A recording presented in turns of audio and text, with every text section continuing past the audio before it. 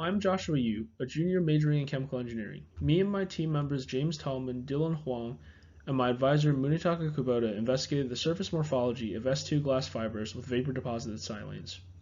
Silanes are commonly used as coupling agents between glass fibers and epoxy in the composites industry and increase interfacial shear strength compared to unsized fibers. The University of Delaware Center for Composite Materials has developed a novel application method using chemical vapor deposition, which creates thinner and more even coatings compared to the traditional solution-based methods.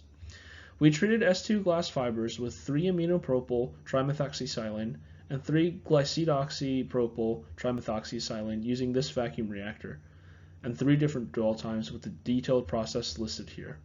To see the effects this process has on the fiber surface, we investigated the root mean squared roughness, horizontal section feature count, and observe the images using an atomic force microscope to determine the quality of the coatings. Atomic force microscopy works by moving a nanoscale needle mounted on a cantilever close to the sample surface and measuring the reflection by shining a laser on the cantilever. Root mean squared roughness is the RMS deviation from the average height normalized across the length of measurement as shown here in the Keynes diagram.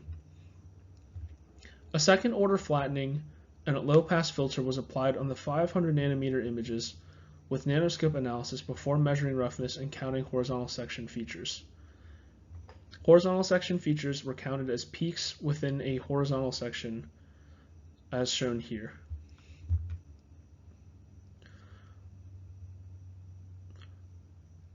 Roughness is increased compared to untreated fibers, and feature count decreased for our treated fibers. APS had a maximum roughness and minimum feature count with the 5-minute treatment, and GPS roughness increased with dwell time. Feature count decreased with dwell time. Islands of silane were observed on some fibers, as seen in this horizontal section profile and the 5-minute APS image. These islands of silane were most likely due to some moisture on the fiber before treatment. For the future, we could try drying the fibers before chemical vapor deposition, and GPS dwell times could be increased as its low vapor pressure means their fiber surface is likely not saturated. This investigation is important because the morphology of the fiber surface impacts its interface properties, and thus the strength of the composite. Being able to tailor these characteristics is important to manufacturing useful and consistent composites.